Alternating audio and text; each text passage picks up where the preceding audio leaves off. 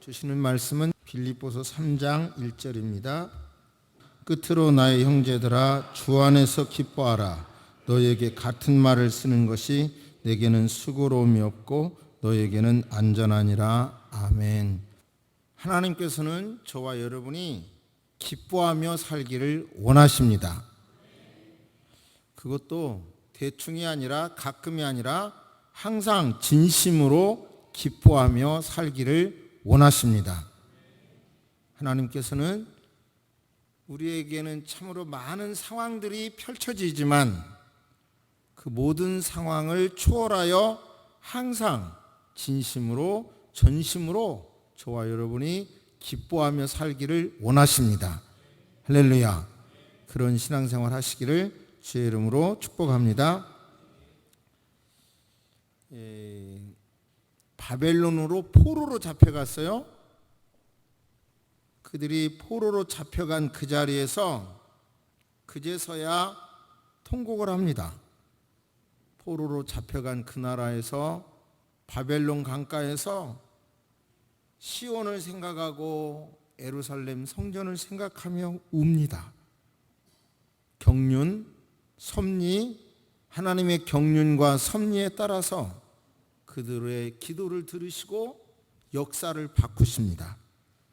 그들을 잡아간 나라는 망하게 하시고 그리고 페르시아 제국이 일어나게 하십니다. 정말 상상할 수 없는 고대에서 전쟁의 목적은 포로로 잡아다가 저임금으로 노동력을 쓰기 위함인데 글쎄 페르시아 고레스 왕은 돌아가라 칙령을 내립니다. 그래서 그 칙령에 따라서 1차, 2차, 3차 백성들이 귀환합니다. 그들이 모여서 이제 예배를 하기 위하여 모이는데 기가 막힌 현실입니다. 성전은 자기들의 자존심인 성전은 무너진 채로 그대로 방치되어 있고 성벽도 무너진 채로 방치되어 있습니다. 그들은 모이자 이런저런 사유 때문에 울고 웁니다. 슬퍼합니다. 그때 느헤미야가 학사 에스라는 말씀을 전가하고 탁월한 지도자 느헤미야가 말합니다.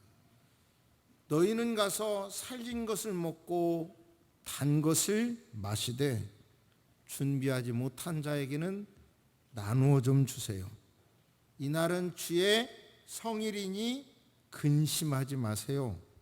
여호와로 인하여 기뻐하는 것이 너희의 힘이니라. 한번 따라서 하십니다. 여호와로 인하여 기뻐하는 것이 나의 힘이다. 절박한 상황에서 하나님으로 인하여 기뻐하는 것이 너희의 힘이다라고 말씀하고 있습니다. 우리 구조가 사람의 구조가 몸이 있고 영이 있고 정신이 있거든요. 근데 시편은 그것을 각각 다른 각도에서 사용하는 경우가 있는데요. 극단의 어려움에서 내가 나의 정신이 나의 육체가 내 영혼에게 외칩니다. 내 영혼아, 내 영혼아, 내 영혼아 여호와를 송축하라. 그의 모든 은택을 잊지 말지어다. 이렇게 스스로에게 외치는 거예요. 내 영혼아 낭망하지 말아라. 여호와 하나님은 나의 힘이니라. 나의 힘이 되신 여호와여 내가 주를 사랑하나이다. 이렇게 내 영혼을 향하여 내 육체와 내 정신이 막 외칩니다. 그러니까 왜 이래야 하는지 여호와를 기뻐하라. 주 안에서 항상 기뻐하라. 기쁨으로 여호와를 섬겨라. 하나님으로 인하여 기뻐하라. 왜 그래야 되느냐? 억지로라도 성경은 억지로라도 기뻐하라는 거예요. 왜 그래야 되는지, 왜 억지로라도 기뻐해야 저와 여러분들이 되는지 그 이유를 본문 말씀 속에서 깨달으셔서 앞으로 저와 여러분들의 남은 생애 속에 어떤 상황이, 봄 같은 상황, 여름 같은 상황, 가을 같은 상황, 추울 겨울 같은 상황, 오늘 일기예보처럼 갑자기 폭풍이 몰아치는 상황이 온다 하더라도 그 모든 상황과 상관없이 항상 기쁨을 유지하는 삶이 되기를 주의 이름으로 축복합니다. 아멘.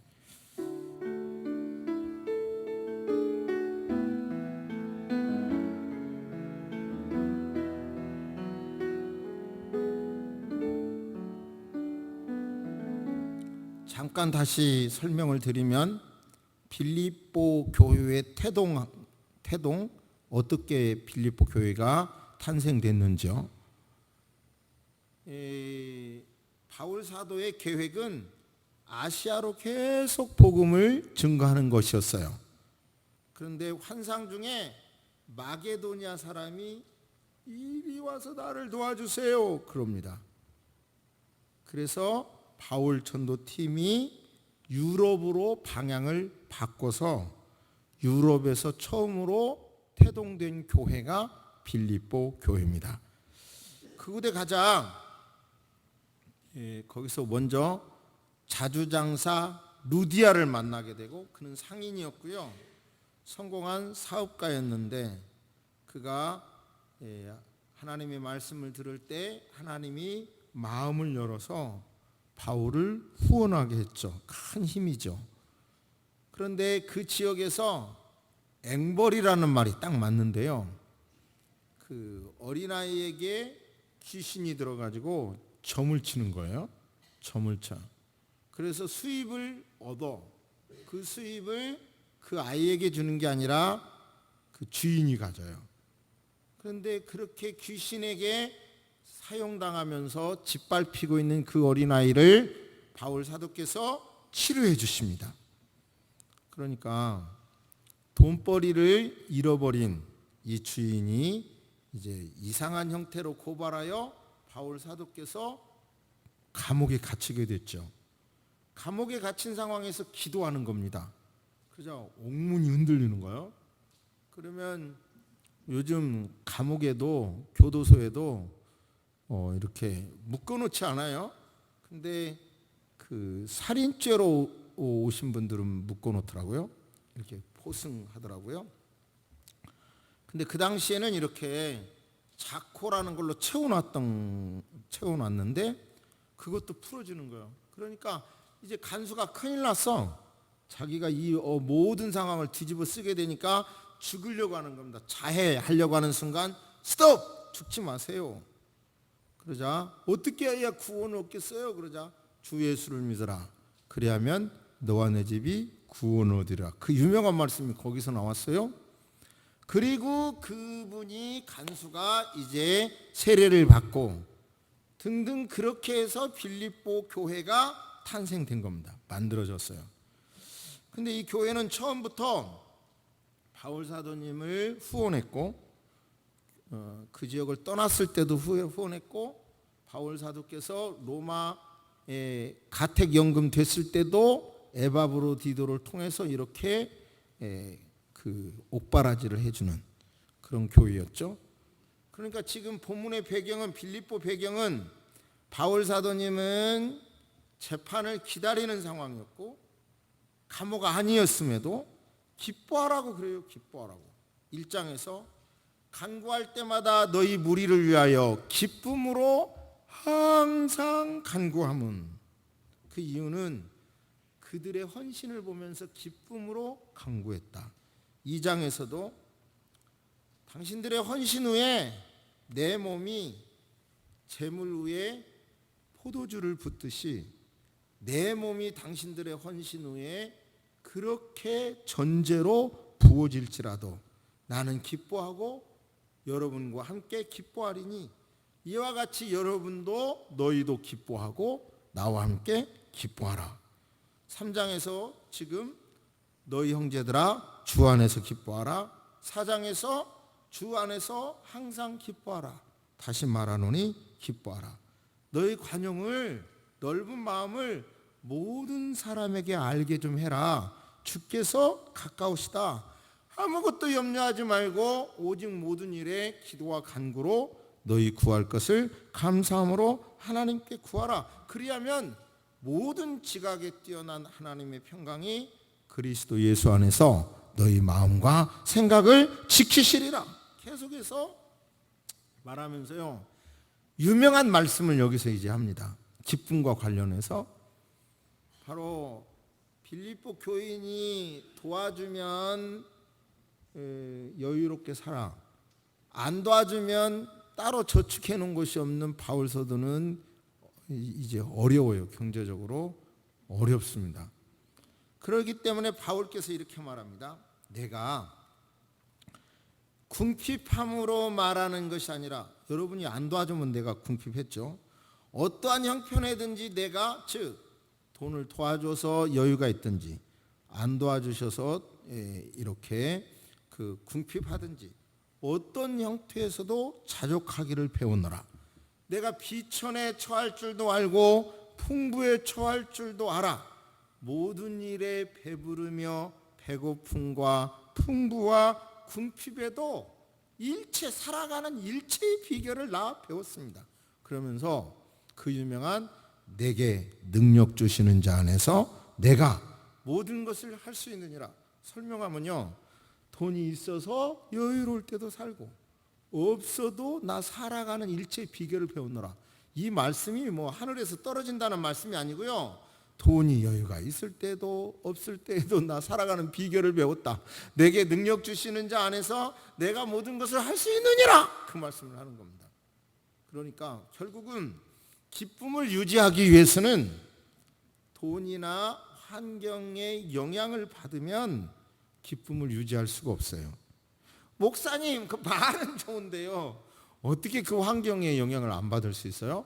그렇게 반론하실 수 있겠습니다마는 본문을 자세히 살펴보면요, 바울 사도께서 기뻐하라, 기뻐하는 이유를 자세히 보면 자기가 뭐 지금 형편이 감옥에 gat혔다거나 무엇이 좀 좋아서 하는 게 아니라요, 저 자기의 관심사인 빌립보 교인들이 믿음으로 막 뭘 하니까 좋고, 그리고 뭘 하다가 믿음에 시험 들어서 안 하다가 다시 믿음으로 어떤 행동을 하게 되니까 그래서 좋고, 다른 사람이 바르게 행동하고 하나님이 원하시는 일을 하는 걸 보고 기뻐하고 감사하는 거예요. 그리고 그들에게 베풀어 주신 하나님의 은혜를 기대하면서 감사하는 거예요. 기뻐하는 거예요. 자, 정확하게요, 내가 사랑을 받아서 기뻐하는 게 아니라 내가 사랑을 준 것을 기뻐하는 거예요. 준 것을. 관점이 전혀 다릅니다, 지금. 그러니까 내가 받은 것 때문에 기뻐한다고 하면 우리는 이 날씨만큼이나 조울이 심하게 되는 거죠. 그죠? 그러니까 조울이 심한 사람 옆에 있으면 막 언제 저 폭탄이 터질지 몰라서 근심 걱정 노심초사하게 되잖아요. 그러니까 우리 마음의 초점이 기뻐하는 것의 핵심이 나에게 있으면 그렇단 말이에요. 근데 바울은 이 본문 말씀을 자세히 보면 다른 사람이 잘 되고 있는 거, 그걸 보고 기뻐한다 이거예요. 하나님을 보고 기뻐한다는 거예요. 여러분 기뻐하시기를 원하십니까? 다른 사람이 잘 되는 걸 기뻐하시고 하나님의 섭리를 보며 기뻐하시기를 주의 이름으로 축복합니다. 여러분의 기쁨이 유지되기를 원하십니까? 내가 받은 걸로 우선 계산하지 마시고 여러분이 주었던 것으로 감사하시기를 바랍니다. 그러면 기쁨이 유지될 것입니다. 목사님, 말은 좋은데요, 나도 먹을 게 있어야지, 나도 기쁜 일이 생겨야 감사하지, 기뻐하지. 그러면 나는 꽝이게요?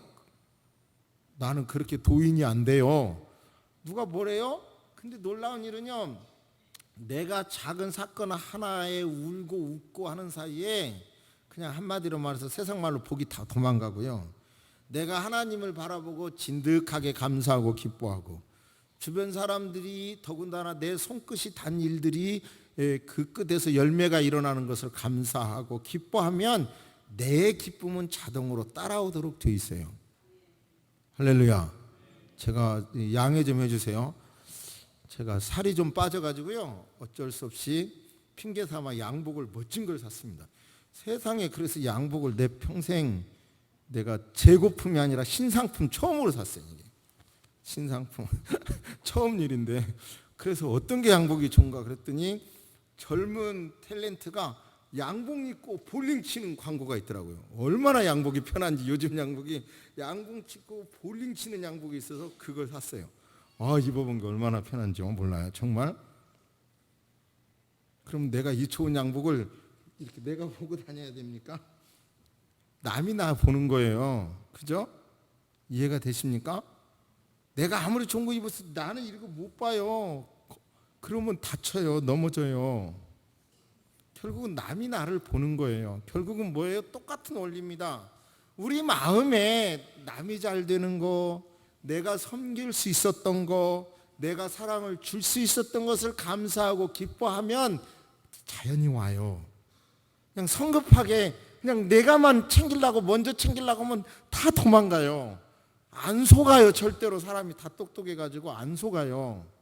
그러니까 여러분 이 원리를 정말 진심으로 깨달으시기를 주의 이름으로 축복합니다. 이해되세요? 이해되세요? 왜냐하면 이건 간단한 것 같아도 성경의 논리와 우리 고정관념이 너무 차이가 나기 때문에 그래요. 그럼 우리가 땅만 바라보면 뭐예요? 땅만 바라보면 넘어지죠. 제가 옛날에는 이 이야기를 자주 했는데요. 경기도 부천에서 처음 전도사 생활을 했는데 열심히 득심해가지고 높은 십자가 탑이 있어요. 그 교회에. 근데 그 끝에다가 플랜카드를 붙이면 아주 잘 보이겠더라고요. 그 교회 십자가 탑은 땅에서부터 한 5층까지 이렇게 올라갔거든요. 그래서 뒤에서 새로 만들어 놓은 사다리 그걸 타고 올라가서요. 거기 십자가 그 위에서 그거 플랜카드를 걸으려고 하는데 플랜카드가 크니까 바람이 휙 부르니까요. 제 몸이 거기서 휘청하는 거예요. 그때 진짜요. 그때 제가 하나님 음성을 들었어요. 제가 그 높은 데서 이제 겁이 나니까 자연히 뭐예요? 아래를 쳐다보게 되는 거예요. 아래를. 그러니까 뛰어내리고 싶은 거예요. 두려워서. 그때 정말 하나님의 음성이 들리더라고요. 멀리 봐라 하는 소리가 들렸어요. 제 귀에. 정말 멀리 봐라. 그래서 나도 모르게 거기서 아래를 쳐다봐서 현기증이 막 나오고 막 글로 떨어질 것 같았는데 멀리 봐라 그러니까 저 고속도로가 보이더라고요. 멀리 고개를 들어보니 멀리 보니까 마음의 평안이 착 찾아오더라고요. 똑같아요. 저와 여러분은 이 모든 상황에서 기쁨을 유지하기를 원하신다면 멀리 보시기를 바랍니다. 하나님까지 보시기를 바랍니다. 저와 여러분의 삶의 전체를 뒤돌아보면 과거에 지켜주신 하나님이 있습니다. 그것을 보시기를 바랍니다. 그러면 현재 답답함이 작아질 것입니다. 현재의 근심과 걱정이 저와 여러분의 마음에서 떠나가게 될 줄로 믿습니다. 원망하면 다 잃는다는 것을 여러분 잘 아시는 성경을 통해서 다시 한번 말씀드리겠습니다. 출애굽을 했어요. 가나안 땅 코앞에까지 왔어요. 위대한 지도자 모세께서 정탐꾼을 각 지파별로 한 명씩 뽑아서 보내게 됩니다. 보내요. 가서 그 정탐의 목적이 그 땅 거민이 강한지 약한지, 적은지 많은지, 땅이 좋은지 나쁜지 그거 알아보라는 거예요. 그런데 12 정탐꾼을 보냈더니 그 10명은 하는 소리가 보세요. 그들은 우리보다 강해요. 우리가 전설적으로 들었던 그 네피림 거인 족속 있잖아요. 아니 가보니까 그들이 거기 있더라니까요. 그래서 우리가 생각해봐도 메뚜기 같아요. 우리 스스로가. 그러자 이상하게요. 참 우리가 이 빌립보서에서도 그렇지만 잘못된 사상을 굉장히 경계하잖아요. 그냥 잘못된 사상은 안 듣는 게 좋아요. 그렇죠? 경계하는 거예요. 이들의 10명의 잘못된 사상은 그동안에 하나님께서 뭘 도와주셨는지 어떻게 역사했는지 모든 것을 깡그리 잃어버리고 막 원망의 폭풍처럼 일어나 버립니다. 결과 뭐예요? 하나님은 너네들은 광야에서 다 묻어버리겠다. 근데 단 두 사람 갈렙과 여호수아만은 맞아요. 다 봤거든요. 그런데 땅이 너무 아름답더라고요. 다만 하나님께서 우리를 기뻐하시기만 하면 우리가 그 땅으로 들어갈 것이고요. 그 거민들은 우리 도시락이 될 겁니다. 그러니까 우리 두려워하지 맙시다 이렇게 말하잖아요. 그러니까 결국은 세상 사람들은 긍정이라는 말을 많이 하지만 그 긍정의 원천을 나로부터 봐요. 나로부터. 그런데 성경은 우리는 긍정의 원천은 나는 부족하다. 하나님이 붙잡아 주시면 된다. 차원이 180도 다른 겁니다. 그걸 이해해야 돼요. 그러니까 저와 여러분은 약하지만 하나님이 기뻐하시면 그것이 우리 땅입니다. 여기까지 도와주신 하나님이 역사하십니다. 그 믿음을 가지십시다. 그 믿음 앞에 저와 여러분은 동의해야 합니다. 할렐루야. 그런데 인간의 눈으로 보면요, 우리 신앙도 너무 많은 영향을 받잖아요. 이제 이 황금 연휴가 또 왔어요. 내일까지 연휴잖아요. 그러니까 뭐 벌써 예배 인원이 일부 예배가 좀 더우시고 자리가 쾅 비어버렸잖아요. 우리가 이렇게 세상 영향을 너무 많이 받고 있어요. 똑같이 우리도 몸을 가지고 살다 보니 돈 없어도 스트레스가 되고 인간관계가 얽혀도 스트레스가 되고 하지만 우리가 살아남기 위해서는 기쁨을 유지하기 위해서는 더 크신 하나님을 보시고 나를 통해서 내 주변에 잘 되는 사람 배아파하지 마시고 오히려요 배아파하지 마시고 그들이 잘 되는 것을 감사하시면 그 복이 여러분에게 다가오리라 믿습니다. 제가 처음에요 논문도 쓰고 책을 써서 막 나눠줬거든요. 그랬더니 아는 목사님이 유 목사님 그 책 주지 말래요. 왜 그러냐 그러면 책을 주면 책을 받고 에이 지가 잘났으면 얼마나 잘났어. 대부분 그런다는 거예요. 그러니까 그 책이 필요하면 달라고 하든지 사보는 사람에게 필요한 거지 공짜로 억지로 줘봐야 뒤통수에서 지가 잘났으면 얼마나 잘났어 그런다는 거예요. 근데 가만히 보니까 그 말이 맞는 것 같더라고요. 그죠? 그러니까 인간에게는 그런 못된 구석이 누구에게나 다 있어요. 그러니까 저와 여러분들은 우리도 거기서 자유롭지 않으니까 진정으로 기쁨을 유지하기를 원한다면 하나님을 보시고 내 주변에서 잘 되는 사람 그냥 마음껏 축복해 주시기를 바랍니다. 할렐루야. 그러면 덤으로 우리에게도 그 복이 다가오게 될 줄로 믿습니다. 그러면 또다시 유명한 말씀을 인용합니다. 하박국 없으면 6개 계속 나와요. 무화과 나무가 무성하지 못하며 포도나무에 열매가 없으며 감람나무에 소출이 없으며 밭에는 먹을 것이 없으며 우리의 양이 없고요 외양간에는 소가 없을지라도 나는 여호와로 말미암아 기뻐하리라. 할렐루야. 이걸 한번 분석해 봅시다. 무화과나무, 포도나무, 감람나무는 지금 이 당시 농경사회에서는 절대적인 재산이에요. 그런데 없다는 거예요. 지금 우리 도시민의 입장에서 보면 안 돼요. 그러면 왜 이게 이렇게 없었을까요? 병충해를 먹었든지 자연재해로 인해서 이렇게 됐어요. 그러면 그리고 또 양이나 소가 없다는 건 아마 침략을 당했어. 충분히 그렇게 짐작이 돼. 침략이 당해서 이런 게 다 없고 자연재해로 이런 게 하나도 없을지라도 나는 여호와로 말미암아 기뻐하리라. 그 믿음 여러분 회복하시기를 주의 이름으로 축복합니다. 그러니까 거기까지 가면 세상이 저와 여러분을 감당하지 못하는 거예요. 마귀가 우리를 감당하지 못하는 거예요. 작은 거 하나 때문에 희희낙낙하는 것보다 큰 틀에 없을지라도 감사한다 그러면 그럴지라도 감사한다 그러면 마귀가 저와 여러분을 넘어뜨릴 수가 없는 거예요.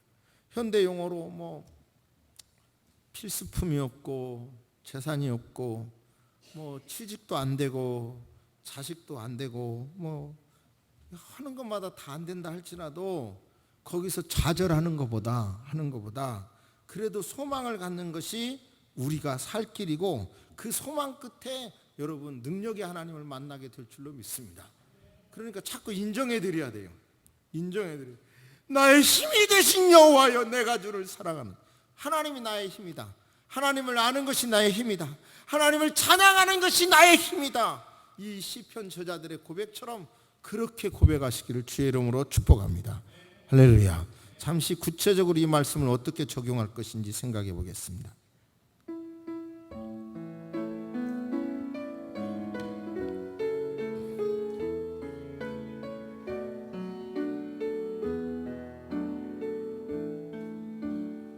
고전은 그 민족의 정신 문화를 형성해요. 그러니까 로미오와 줄리엣 같은 경우는 개인 작가가 썼잖아요. 그래도 그런 작품의 영향은 대단하죠. 사랑을 하는데 부모가 반대하니까 자살해 죽는 모습. 근데 비해서요, 우리에게 영향을 주는 춘향전 같은 경우는 어떤가 보세요.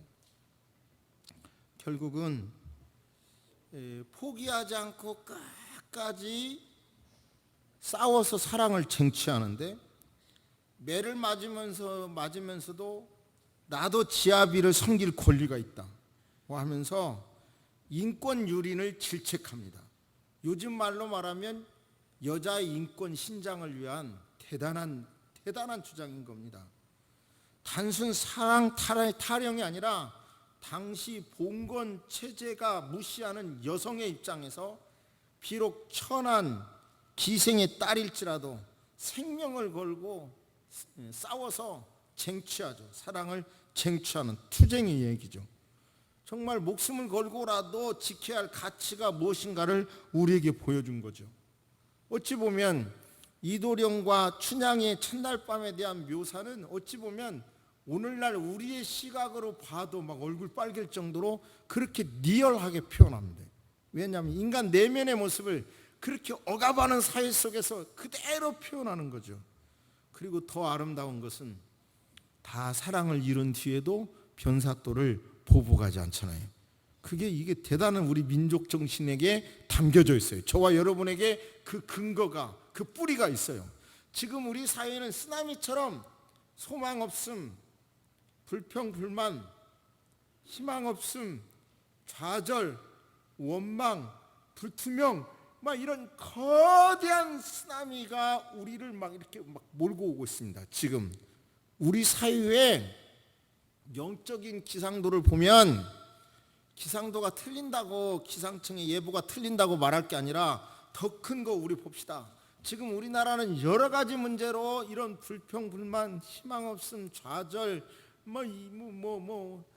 아프니까 청춘이다 이런 말도 속으로 저부터서도 비웃을 정도로 그런 엄청난 좌절의 늪이 우리 사회를 지금 막 점령해 가고 있습니다. 이때 저와 여러분은 기쁨을 잃어버린 이 시대를 향하여 저와 여러분들은 그래도 기뻐합시다. 우리라도 기뻐합시다. 우리라도 기뻐합시다. 왜? 우리에게는 하나님이 있으니까. 우리를 구원해 주신 하나님이 있으시니까. 그리고 다른 사람은 현재 어려움을 보고 미래를 불투명하게 보지만 우리는 과거를 보고 과거에 지켜주신 하나님이 현재도 지켜주시고 미래도 지켜주실 거라고 하는 믿음을 갖자고요. 할렐루야. 그 믿음대로 신실하신 하나님은 우리를 절대로 실망시켜서 좌절하지 않게 하실 줄로 믿습니다. 양해하고 들어주시기 바랍니다. 부탁합니다. 양해를 꼭 부탁하는데요, 저는 어저께 한 중년의 사람으로서, 이제 노년이라고 해야 되나, 매우 행복한 시간을 가졌습니다. 그거는 이제 어머니 산소에 저희 부부 그리고 그 딸 부부 우진이, 그리고 미국에서 이제 돌아온 아들 부부, 그리고 처음 본 손녀, 이렇게 거기 무덤에 가서, 묘지에 가서 예배를 드렸어요. 예배를 드리면서 이제 제 아내가 저한테 그 당시 교사일 때 사례비를 받아도 개척교회 송두리째 들어가니까 내가 제 임신했을 때 사과 하나도 못 먹었다는 말이 얼마나 내 귀에 많이 들었어요. 사과를 박스로 사다 대야 되겠다 마음 먹는데도 그것도 쉽지 않는데요. 그런데도 의젓하게 다 잘 건강한 자손들을 보면서 같이 예배를 드리면서 지나간 날의 아픔들이 순식간에 다 사라지더라고요. 그죠? 다 사라지고 감사만 있더라고요. 어려움 속에서도 그래도 저에게는 항상 희망이 있었거든요. 그러니까 지금 말한 대로 그 희망대로 남들이 뭐라고 하든 그래도 이렇게 이런 가정을 이루고 자녀들이 건강한 모습을 보면서 행복하더라고요. 그리고 이제 처음 손녀를 봤는데 저 우진이가 이쁜 아이 아니면 키스를 안 해요. 걔가 이쁜 아이만 뽀뽀를 하는데 저 손녀한테 키스를 하냐 안 하냐가 관심사였어요. 우진이가 키스를 해주면 얘가 이쁜 거고 키스를 안 하면 안 이쁘다. 그러니까 내가 봐도 소문내지 마세요. 왜 이렇게 안 이뻐요? 손녀가 이쁘지가 않더라고요. 생긴 게. 근데 우진한테 야, 얘 키스 뽀뽀 좀 해라 그랬더니 처음에는 망설이더니 막 볼, 입, 코 막 6번인가 하더라고요. 그래서 이쁘구나. 아무튼 저는 웃느라고 말씀드렸는데 나름대로 가진 게 없더라도 때로는 목회하는 중에 어려움이 있더라도 소망은 있었잖아요. 항상 있거든요. 그러니까 여러분의 삶에도 어떤 어려움이 있더라도 그냥 억지로라도 기뻐하시면 하나님께서 여러분의 삶에 전체가 기쁨이 되도록 인도해 주실 줄로 믿습니다. 그렇게 믿으시기를 바랍니다. 할렐루야, 할렐루야. 아무튼 항상 기뻐하라. 다시 말하노니 기뻐하라. 나의 힘이 되신 여호와여. 하나님을 찬양하는 것이 내 힘이다. 모든 것을 지킬 만한 것보다 내 마음을 지키라. 생명의 근원이 이에서 남이니라. 그러니까 자꾸 원망과 좌절이 나오면 그냥 그것을 던져버리시기를 바랍니다. 그냥 덮어놓고 그래도 감사하시면 인생 전체가 감사로 마무리될 것입니다. 하나님의 음성으로 이 말씀을 들으신 줄로 믿습니다. 할렐루야. 잠시 묵상하십니다. 살아계신 하나님 아버지, 지금 우리가 살고 있는 이 세상은 소망 없음과 불평과 어려운 이야기들, 이런 것들이 쓰나미처럼 우리 정신세계를 넘어뜨리고 있습니다. 이런 상황에서 하나님의 말씀을 받은 우리는 동일한 환경에서 산다 하더라도 억지로라도 기뻐하는, 하나님의 명령이기에 의도적으로 기뻐하는 성도님들이 되게 해 주옵소서. 마음을 그렇게 지켜가다 보면 하나님이 나의 힘이고 하나님을 경배하는 것이 나의 힘이라고 믿고 그렇게 살다 보면 이 어두운 쓰나미도 물러가게 될 것이고 우리를 통해서 또 한 번 영적으로 새로운 나라와 새로운 문화가 펼쳐지게 될 줄로 믿습니다. 살아계신 하나님 아버지, 이 시대가 너무 강력한 세상 문화로 우리를 점령하고 있지만 건강한 믿음으로 우리 자신부터 지킬 수 있도록 인도하여 주옵소서. 연휴가 계속됩니다. 좋은 시간들 되게 하시고 오늘 폭풍이 온다 하더라도 어려운 일 당하지 않도록 아버지 이 건물도 지켜주시고 모든 것도 다 지켜주실 줄로 믿습니다. 아버지 하나님, 어려운 때일수록 상처 주기보다 위로하고 세워주는 성도님들이 되도록 하나님 역사하여 주옵소서. 지금은 우리 주 예수 그리스도의 은혜와 우리 하나님의 놀라우신 사랑과 성령님의 감화 감동 교통하심이 이제로부터 영원토록 함께 있을지어다. 아멘.